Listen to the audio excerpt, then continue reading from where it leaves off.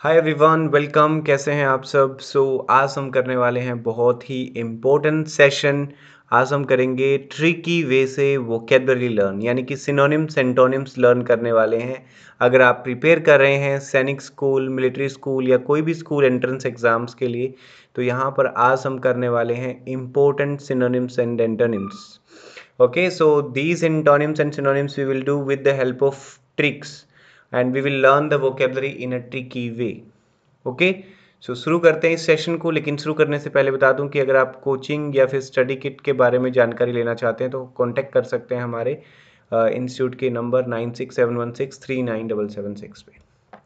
Okay, सो शुरू करेंगे इस सेशन को। लेकिन उससे पहले जो बच्चे घर बैठे प्रिपेयर कर रहे हैं, आप परचेज कर सकते हैं हमारी स्टडी किट, जिसके अंदर आपको मिल रही है 13 books, previous year papers, OMR sheet, जिसका प्राइस है ₹5000 only. So let's get started. और आज का हमारा सबसे पहला वर्ड आपके सामने आ चुका है। The word number 1 is diligent. सबसे पहला वर्ड है डिलीजेंट। डिलीजेंट का मतलब होता है मेहनती। डिलीजेंट का क्या मतलब होता है गाइस? मेहनती। So how you will remember it, इसे आप याद कैसे रखेंगे? हम याद रखेंगे दिल्ली के जेंट्स। कैसे याद रखेंगे? दिल्ली, डिलीजेंट को कैसे याद रखेंगे? दिल्ली के जेंट्स मेहनती होते हैं, हार्ड वर्किंग होते हैं। You can learn like this. Delhi के जेंट्स मेहनती होते हैं, हार्ड वर्किंग होते हैं। तो डिलीजेंट्स का मतलब क्या हो जाएगा? मेहनती। तो this is the trick. You can remember like this person is very diligent. देखो कितनी मेहनत कर रहा है, तो ये क्या है? बहुत ही डिलीजेंट है। क्लियर? अब what are the synonyms? Hard working, industrious, laborious, these are the synonyms. Hard working का मीनिंग तो सभी बच्चों को पता ही है कि मेहनती होता है। इंडस्ट्री में जो लोग काम करते हैं वो भी क्या होते हैं? मेहनती होते हैं। और लेबर क्या करती है? मेहनत करती है। तो लेबोरियस का मतलब भी क्या हो गया? मेहनती हो गया। Okay. Lazy, idle, indolent. Lazy, idle और indolent, these are the antonyms. ये इसके एंटोनिम्स हैं। ओके, सो कैसे याद रखेंगे? दिल्ली के जेंट्स क्या होते हैं? मेहनती होते हैं।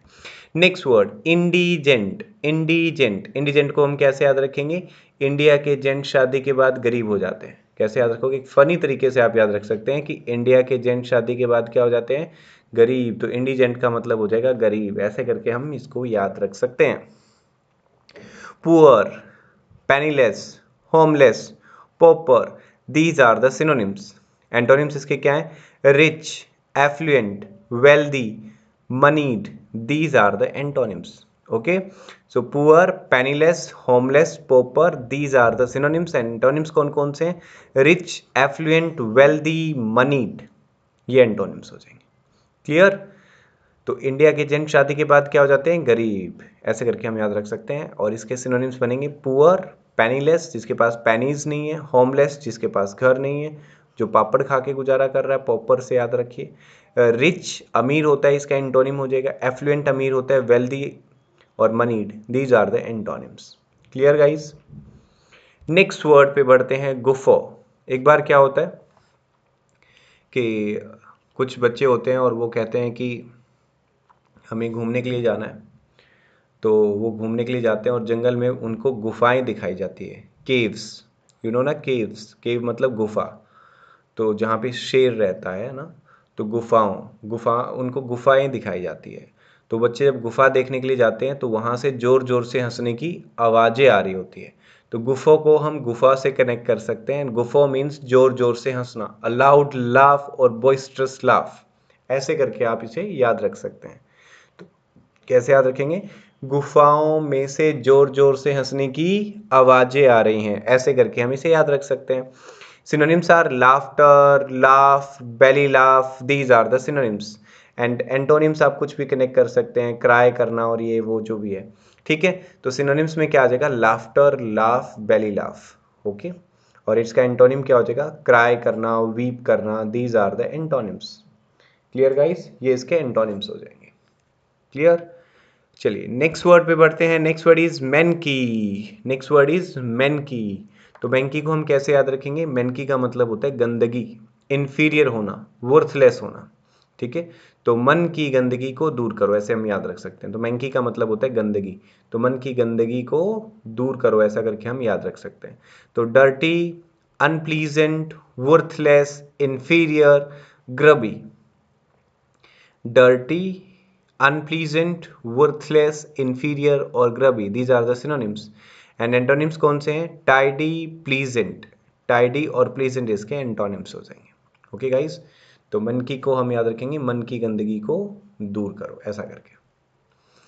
Next is mayhem. Mayhem, mayhem का मतलब होता है तबाही मचाना, हंगामा मचाना, खलबली मचाना, शोर शराबा या हंगामा करना. ओके, सो मेहम को हम कैसे याद रख सकते हैं?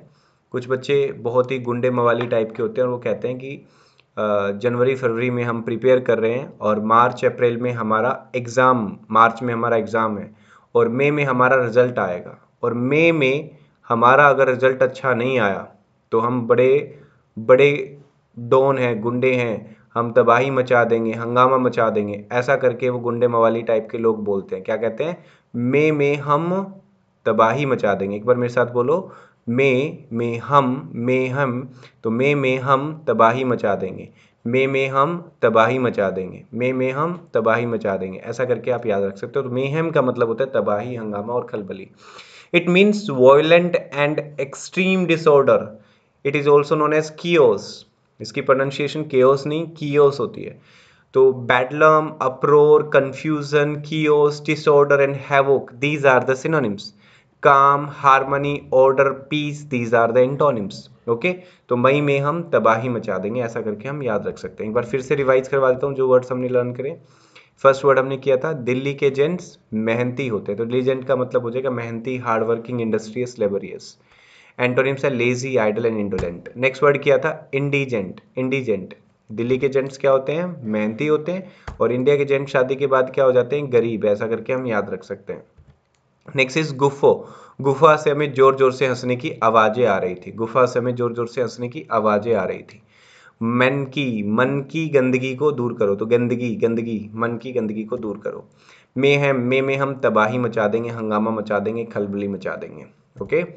jargon, next is jargon. So you might have heard the word जागरण, दैनिक जागरण. एक न्यूज़पेपर है दैनिक जागरण. तो आप ये ऐसे याद रख सकते हो कि दैनिक जागरण की जो लैंग्वेज है that is very technical, very difficult. तो जो भी चीज़ जार्गन होती है उसका मतलब होता है डिफिकल्ट लैंग्वेज होना, स्पेशलाइज्ड लैंग्वेज होना, डिफिकल्ट लैंग्वेज होना. तो दैनिक जागरण की भाषा बहुत ही टेक्निकल है. जार्गन से हम याद रखेंगे दैनिक जागरण की भाषा बहुत ही टेक्निकल है. जार्गन का मतलब होता है टेक्निकल होना किसी चीज़ का. ओके, या टेक्निकल लैंग्वेज होना जिस which is difficult to understand, that is known as jargon. तो jargon is sound like Dainik Jagran, Jagran, jargon, jargon, जागरण. तो जार्गन का मतलब होता है difficult language. Next is aberrant. Aberrant, aberrant का मतलब होता है अजीब और अब नॉर्मल. किसी चीज़ का अजीब होना, बिल्कुल अलग होना, नॉर्मल ना होना. लाइक अब normal. Okay, anomalous, atypical, special, exceeding, exceptional. So these are the synonyms of aberrant. These are the synonyms of aberrant. तो कैसे याद रखेंगे? एक पर्सन होता है वो रेंट पे घर ले लेता है. किस पे? RENT वाले रेंट पे. तो जब वो रेंट पे घर लेता है तो अपने दोस्त को कहता है अबे यार मैंने तो रेंट पे अजीब सा घर ले लिया है. कैसे याद रखेंगे? मैंने तो अबे, तो कैसे याद रखें? अबे रेंट पे अजीब सा घर ले लिया है. अबे रेंट पे अजीब सा घर ले लिया है. तो अबे रेंट का मतलब होता है अजीब होना किसी चीज़ का. which is abnormal and anomalous, atypical, spatial, exceeding, exceptional. These are the synonyms. Antonyms क्या हो जाएंगे इसके? नॉर्मल होना किसी चीज़ का. What are the antonym? Simple होना, नॉर्मल होना. ओके, सो अब यहाँ पर दे रखा है अबे रेंट. तो अबे रेंट पे अजीब सा घर ले लिया, ऐसा करके हम इसे याद रख सकते हैं. Next is रेसेंड. रेसेंड, रेसेंड का मतलब होता है कैंसिल होना. मान लेते हैं रेस थी संडे को. रेसेंड को हम रेस संडे से कनेक्ट कर लेते हैं. रेस संडे को थी लेकिन क्या हो गई? कैंसल. मेरे साथ बोलिए, रेस संडे को थी लेकिन क्या हो गई? कैंसल. तो रेसेंड का मतलब होता है कैंसिल होना. तो रेस संडे को थी लेकिन कैंसिल हो गई, ऐसे करके हम याद रखेंगे. रिवोक करना, कैंसिल होना, रिपील करना, एबोलिश करना. These are the synonyms. These are the synonyms. Okay, तो कैंसिल होना किसी चीज़ का. रेस संडे को थी लेकिन कैंसिल हो गई, ऐसे करके आप याद रख सकते हो. मान लेते हैं कोई रेस होने वाली थी और वो संडे को होने वाली थी और वो क्या हो गई? अब कैंसिल हो गई है. तो ऐसा करके हम इसको याद रख सकते हैं. ओके, नेक्स्ट एंटोनिम्स इसके क्या हो सकते हैं? सैंक्शन करना, किसी चीज को सैंक्शन करना, पारित करना। ओके, किसी चीज को रिन्यू करना, दोबारा से लागू करना। ओके, सो ये हो सकते हैं इसके एंटोनिम्स, सैंक्शन करना और रिन्यू करना। तो रेस संडे को थी लेकिन कैंसिल हो गई, this is the meaning of this word and what is the antonym? Sanction करना और रिन्यू करना। Next is dogma. डोगमा को हम कैसे याद रखेंगे? हुआ क्या था अब आपको पता है गली में ऐसे बहुत सारे डोगी है, घूमते रहते हैं, डॉग्स है ना, घूमते रहते हैं। अब डॉग की माँ थी, एक डॉग की माँ, वो बिल्कुल फ्री हो गई थी, इधर उधर घूमती रहती थी। तो उसने इधर उधर थोड़ा सा धर्म का सहारा लिया, इधर उधर कुछ भगवान से रिलेटेड सत्संग कीर्तन सुनना स्टार्ट किया और फिर वो धर्म का प्रचार करने लगी। तो हम कैसे याद रखेंगे कि डॉग की माँ आजकल धर्म सिद्धांत सिखाती है? कैसे याद रखोगे? डॉग की माँ आजकल धर्म सिद्धांत सिखाती है, ऐसे करके हम इसको कनेक्ट कर सकते हैं। डॉग माँ मतलब धर्म सिद्धांत, किसी चीज़ के principles, creed, doctrine, belief, tenet, these are known as dogmas. अब इसका कोई एंटोनिम थोड़ी ना होता है, कुछ चीज़ें ऐसी होती है जिसका एंटोनिम नहीं होता। तो डोगमा का मतलब होता है धर्म सिद्धांत। डोगमा का क्या मतलब होता है? धर्म सिद्धांत। डोगमा का क्या मतलब होता है? धर्म सिद्धांत। कोई किसी भी चीज़ से रिलेटेड प्रिंसिपल्स। प्रिंसिपल्स क्या होते हैं? Rule regulations, rule regulations. Clear? तो प्रिंसिपल्स और ये चीज़ क्या होती है? किसी स्ट्रिक्ट रूल्स को फॉलो करना। तो डॉग की माँ आजकल धर्म सिद्धांत सिखाती है। नेक्स्ट आगे बढ़ते हैं। ये हमने कुछ वर्ड्स कवर किए आज, नंबर 1 वर्ड, 2, 3, 4। आई होप ये सब वर्ड्स आपके लिए न्यू हो। तो ये 9 वर्ड्स हमने कवर किए। अब आपको करना है रिकॉल। व्हाट इज रिकॉल करना? रिकॉल करना क्या होता है? जब ब्लैंक पेपर पे उन्हीं वर्ड्स को देख करके आप अगर उनको रिमाइंड कर सकते हो, उनको याद कर सकते हो, उनके मीनिंग को गेस कर सकते हो, it means you have learn that those words completely. So here mayhem is given, में हम तबाही मचा देंगे। जार्गन, दैनिक जागरण की भाषा बहुत ही टेक्निकल है, डिफिकल्ट लैंग्वेज को बोलते हैं। गुफा से जोर जोर से हंसने की आवाजें आ रही है, लाफ करना, हंसना। आप ट्राई करके देखो, अबेरेंट अबेरेंट अबेरेंट, अबेरेंट पे अजीब सा घर ले लिया, तो इसका मतलब होगा अजीब सा। इंडिया के जन शादी के बाद क्या हो जाते हैं? गरीब हो जाते हैं। इंडिया की जन शादी के बाद गरीब हो जाते हैं। इंडिया की जन शादी के बाद गरीब हो जाते हैं।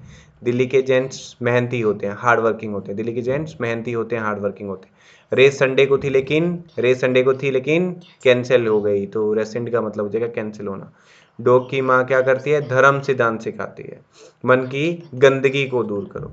सो these are the words that we have learn. तो इनको रिकॉल करिए। आप थोड़ा सा पोज लीजिए, मैं बिल्कुल साइलेंट होता हूँ, पोज करिए या वीडियो को पोज करके इनकी मीनिंग को गेस करने की कोशिश करिए। आपने जो याद किया है क्या वो आपको याद है? अगर आप उसको रिकॉल कर पा रहे हैं इसका मतलब वो आपको याद हो चुका है। उसको एक बार रिवाइज कर लेना इस पूरी वीडियो को अच्छे से। ओके, तो चलिए देखते हैं किसको लर्न हो गया। फर्स्ट वर्ड है diligent. So what is the synonym of diligent? कम करना, शॉर्टन करना, पुअर करना या हार्ड वर्किंग होना। तो दिल्ली के जेंट्स क्या होते हैं? मेहनती होते हैं। तो option D hard working is the right answer. अगर आपने हार्ड वर्किंग सोचा है इसका answer, then it is right.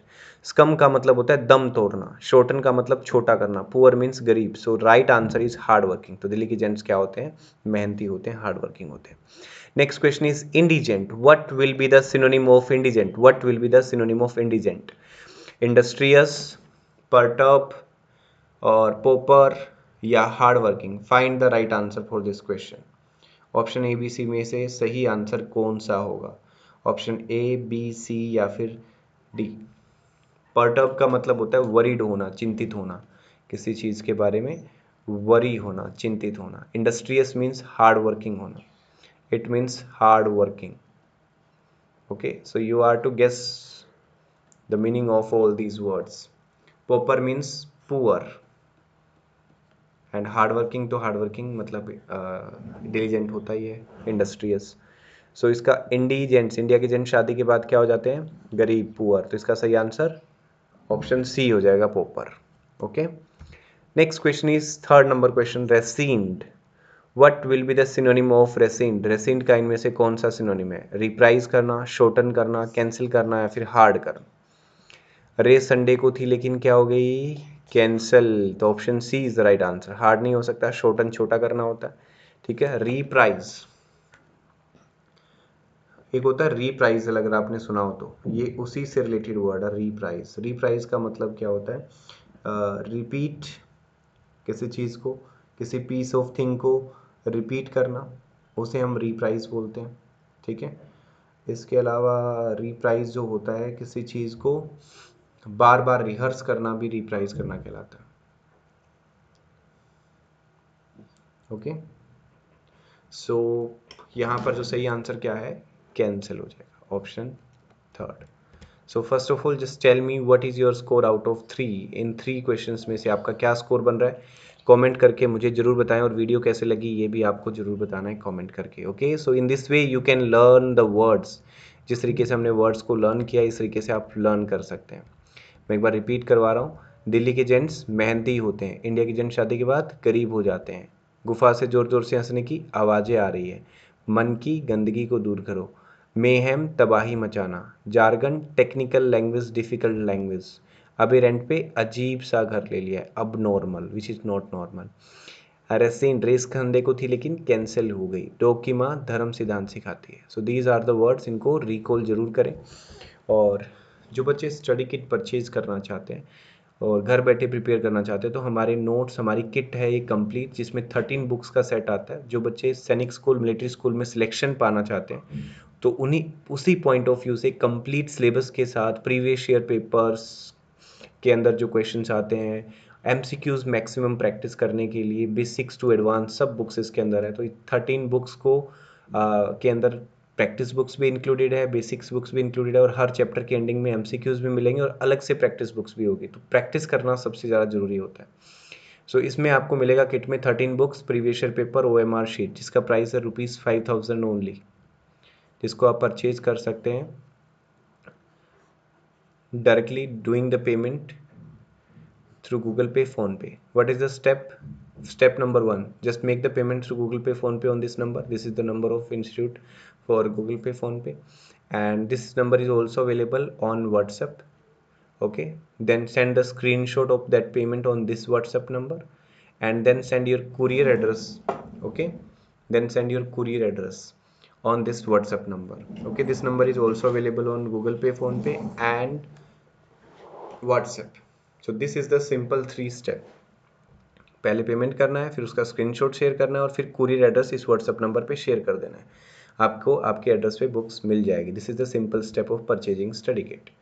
तो ये कुछ स्टूडेंट्स हैं जो स्टडी किट परचेज कर चुके हैं और स्टडी किट से पढ़ाई कर रहे हैं। ओके, तो यहाँ पर हम इन बच्चों के रिव्यूज़ भी देख सकते हैं, और ये स्टडी किट के साथ काफ़ी खुश हैं, अपनी पढ़ाई कर रहे हैं प्रॉपरली। और जो बच्चा इस स्टडी किट के साथ अच्छे से पढ़ाई कर लेता है, इसको अच्छे से 2 बार या एटलीस्ट 1 बार भी कर लेता है, तो आराम से वो 70 to 80% मार्क्स लेकर के एग्ज़ाम को अच्छे मार्क्स के साथ क्रैक कर सकता है। क्योंकि इसमें कंप्लीट सिलेबस भी मिलेगा, प्रैक्टिस भी मिलेगी, और जीके के भी बहुत सारे MCQs, basics book, advance books, तो बहुत सारी बुक्स हैं। ठीक है, इसमें टोटल 13 बुक्स आएगी ऐसी ऐसी आपके पास में, और इस टाइप से बहुत सारे बच्चे इन स्टडी किट को आपकी की तरह पढ़ रहे हैं और इन्जॉय कर रहे हैं और लर्न कर रहे हैं, और एक ना एक दिन इनका सिलेक्शन ज़रूर होगा। और जैसे कि हम सिलेक्शन की लिस्ट दिखाते रहते हैं, आप इनमें से भी कुछ चेहरे देख पाएंगे कि बहुत जल्द सिलेक्शन की लिस्ट के अंदर आप मिलेंगे। तो यहाँ से आप बच्चों के रिव्यूज़ को पढ़ सकते हैं। The study kit is very useful, there are many questions to solve in the study kit. Thank you all Accent coaching wing teachers for all your efforts. तो स्टडी किट को बनाने में बहुत मेहनत लगती है, और इस मेहनत के साथ हमने तैयार किया है, तो आप इसको परचेज कर सकते हैं, आप घर बैठे अपने होम एड्रेस पे मंगवा सकते हैं। ओके, तो Shora Singhania from Delhi, I love the way you teaches. He is also in the online paid batch and also have purchased the study kit. Okay, you can see the reviews of the students.